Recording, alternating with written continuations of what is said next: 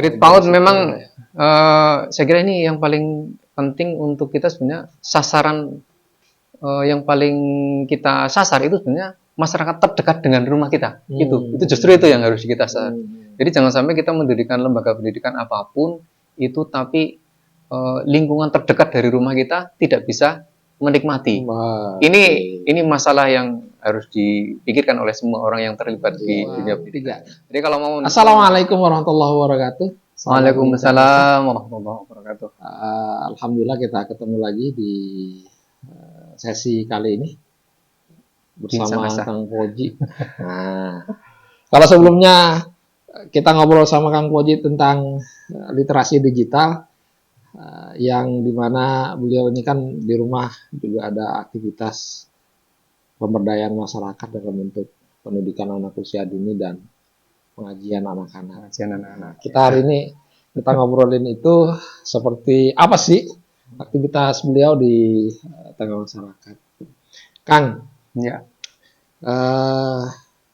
Sudah berapa lama Kang itu pengajian anak-anak sama PAUD itu? Kalau pengajian anak-anak itu sebenarnya sejak kami menikah itu dulu rumah kita sudah memang ramai dengan anak-anak ngaji, pendidikan anak-anak itu sejak sebelum kita dulu tinggal di kampung, di kampung itu maksudnya di Jawa Tengah, terus kemudian kebetulan nasib kita itu kemudian membawa kita ke ibu kota, dan kita tinggal di pinggiran ibu kota. Nah, ketika kita tinggal di pinggiran ibu kota juga rumah kita selang beberapa lama langsung menjadi tempat kumpul anak-anak, terutama ya ngaji Iqra, ngaji baca Al-Quran itu yang paling dasar atau yang paling sederhana yang bisa kita lakukan. Nah itu kan, yang tidak perlu modal besar. Modal besar itu maksudnya modal sertifikat atau modal ijazah itu kan. Kalau kita ngajar Iqra kan atau akreditasi gitu ya, atau akreditasi kan kita ngajar Iqra kan nggak perlu ijazah tinggi-tinggi, nggak perlu harus S1, S2, S3, asal kita punya kemampuan membaca Al-Quran dengan baik dan benar, dan kita paham sedikit tentang kaidah-kaidah metode pengajaran Iqra, itu sudah bisa kita lakukan di masyarakat. Langsung bisa berbagi di masyarakat. Ya pokoknya karena kita bukan ahli di dunia pendidikan, kita bukan pakar, ya kita lakukan saja peran-peran kecil barangkali yang bisa kita lakukan gitu kan. Betul, kayaknya ya. Begitu sih. Bangunan paling enggak tahun, kalau di sini kan sudah tahun 2012 lah ya. Di Pondok Rajek Cibinong itu sudah 2012 sampai sekarang. Sudah berapa murid, Kang? Yang apa namanya? Sampai hari ini yang rutin tiap hari ya sekitar antara 50-60 setiap sore malam gitu kan. Kalau sama PAUD sama ibu-ibu mungkin ya bisa sekitar 80-an. Pak. Luar biasa. Jadi kalau ke rumah beliau nih apa namanya? Kalau di hari-hari biasa itu pasti rame. Ya, itu rame dengan anak-anak. Ya, anak-anak main, ada yang main, ada yang nangis gitu-gitu kan. Rame gitu. Iya, itulah. Nah, terakhir ada pendidikan anak usia dini kan? Betul, ada PAUD. PAUD itu kita selenggarakan 2 tahun terakhir. 2 tahun terakhir. Jadi memang ya sama seperti itu. Kita berpikirnya sederhana. Kalau kita mau mendirikan lembaga pendidikan yang langsung tinggi, langsung SMP, SMA atau perguruan tinggi, itu kan prasyaratnya begitu banyak yang harus kita siapkan itu kan. Tapi kalau kita mau menyelenggarakan pendidikan yang sangat sederhana, yang tidak terlalu butuh banyak persiapan, PAUD. Dan ini langsung menyentuh ke masyarakat terdekat di lingkungan kita, gitu kan. Dengan ibu-ibu, dengan anak-anak yang ada di lingkungan kita.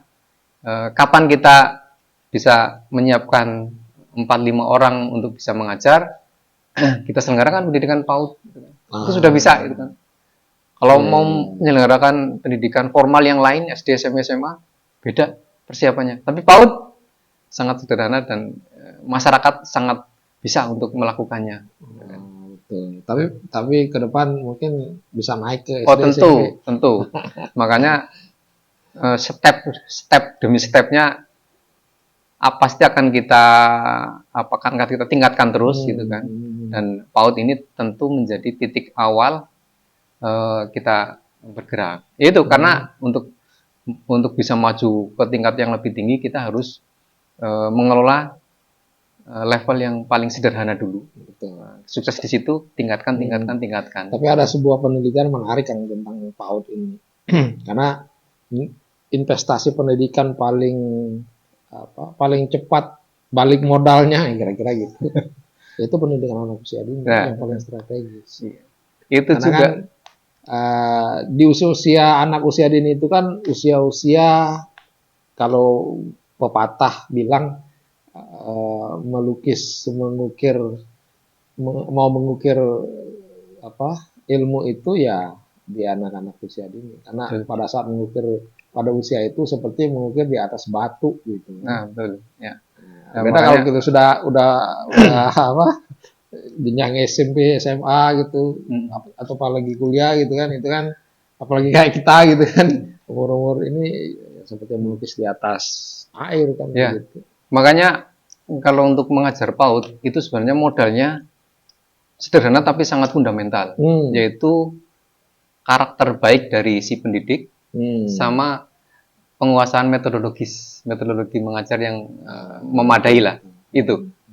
Nah, kalau untuk mengajar pendidikan yang lebih tinggi itu saya kira lebih banyak lagi yang lebih sifatnya teoritis dan lebih sifatnya modal pengetahuan. Tapi kalau untuk PAUD itu yang penting karakter dan juga kemampuan metodologi pengajaran yang lebih kepada transfer nilai lah gitu ya kalau di PAUD ya. Nilai itu. Artinya bagaimana anak itu punya modal tentang mana yang baik, mana yang buruk gitu ya di awal. Bahasa kita ya karakter penanaman karakter sejak dini. Dan ini yang kalau tidak beres sejak dini, ini akan bermasalah terus di perkembangan mereka selanjutnya, baik di SD, SMP, SMA dan seterusnya. Itu makanya kita melihat itu satu step yang sangat penting bagi perkembangan anak harus dibereskan di situ. Dan sebisa mungkin mudah terjangkau atau bisa dijangkau oleh kalangan masyarakat paling bawah, paling banyak di sekitar kita. Nah, itu yang coba kita hadirkan. Kalau murid PAUD sendiri itu dari mana aja kan kalangannya?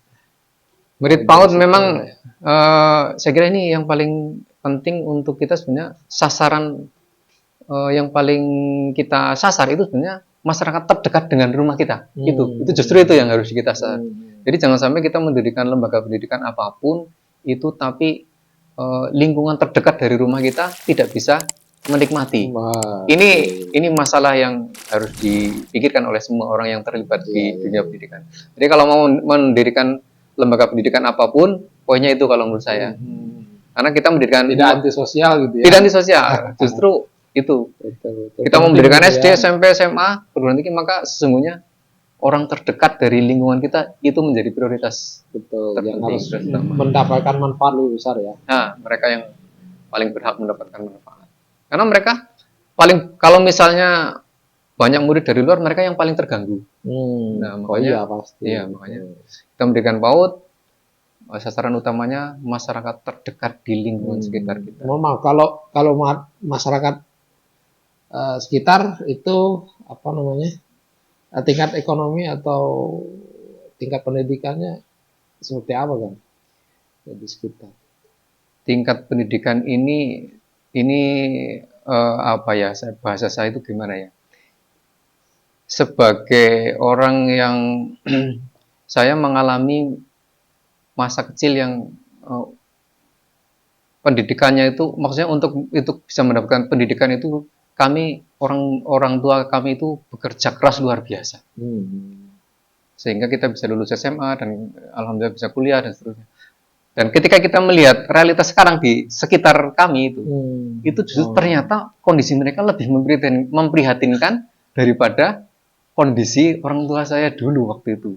Menurut saya orang tua saya sudah sangat prihatin menyekolahkan kami. Dan sekarang di lingkungan sekitar kita secara ekonomi, termasuk secara kesadaran pendidikan itu ternyata jauh lebih memprihatinkan, dan itu juga yang makin mendorong kita, memotivasi kita untuk bisa hadirnya PAUD hadir di situ, hadir dengan PAUD pertama. Itu seperti itu. Masalah mereka kan sangat banyak ya, bukan hanya masalah ekonomi, tapi juga masalah kondisi keluarga, dalam artian kondisi apa namanya itu, kehidupan ya, yang bukan hanya sekedar ekonomi, tapi pola hubungan di intern keluarga, apakah mereka keluarganya rukun atau tidak, ini juga menjadi masalah juga banyak sekali di masyarakat. Biasanya masalah ekonomi punya pengaruh juga di hubungan antar anggota keluarga gitu ya. Betul. Suka duka kan? Suka duka. 2 tahun nih. Ya, kalau tahun berarti ini udah mau yang angkatan kedua ya? Ya, angkatan kedua mau angkatan ketiga. Angkatan ketiga sudah ada hampir 10 yang daftar. Oh gitu. Ya. Jadi rumah kami itu karena rumah biasa ya, ruang-ruangnya juga kapasitasnya tidak banyak. Tapi karena kita memanfaatkan ruang-ruang di rumah untuk menjadi kelas-kelas, jadi kapasitas kita tidak banyak. Kalau kita punya ruangan yang lebih besar, pasti akan kita upayakan untuk bisa menerima lebih banyak. Iya, menerima anak-anak yang lebih banyak. Karena kita keterbatasan ruang, satu angkatan, satu kelas katakanlah, rombongan belajar itu kita batasi maksimal 10. Dan kita sekarang punya 2 kelas, ada kelas A sama kelas B gitu. Ya, kita hanya bisa menerima 20. Tapi insya Allah untuk tahun depan kita usahakan bisa nambah 1 ruangan lagi. Ya kita manfaatkan ruang-ruang yang ada gitu. Luar biasa. Ya kebetulan anak saya tidak di rumah karena di pesantren, sehingga ada 1 kamar yang kosong. Ya udah kita pakai kamar itu untuk ruang kelas. Ya, itu luar biasa. Ruang kelasnya di kamar. Tantangan paling besar kan?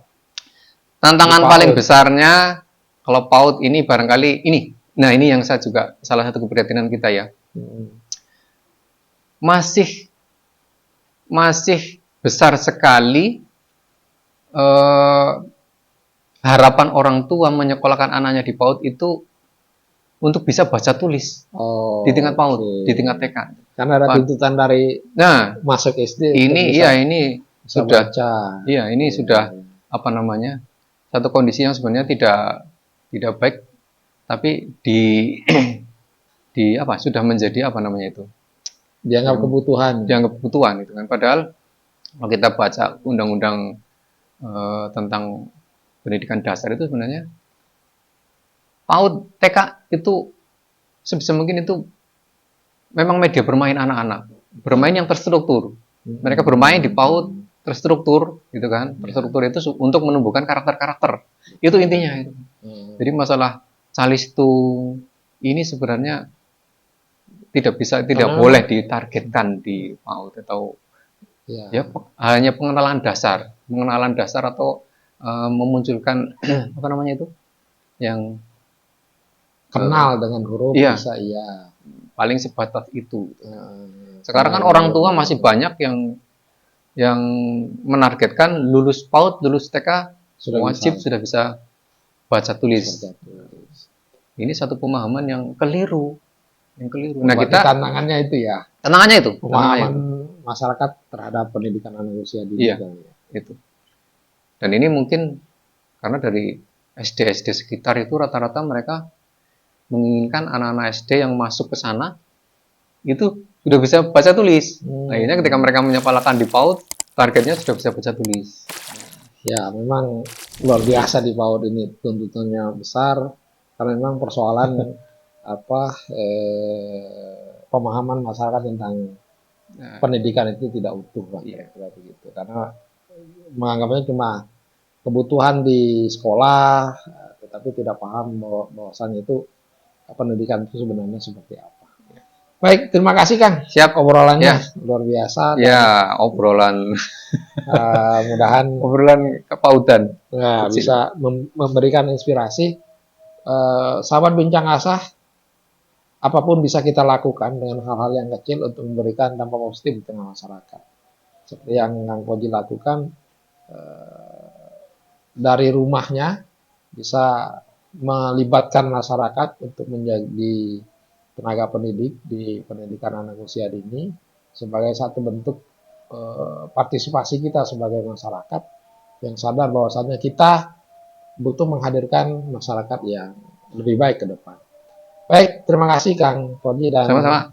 Oke, sahabat Kak Sani. Acang Bincang Asa sekalian. Bisa nggak, Sa? Assalamualaikum warahmatullahi wabarakatuh. Waalaikumsalam warahmatullahi wabarakatuh. Jangan lupa kopinya. Bismillah. Bismillah.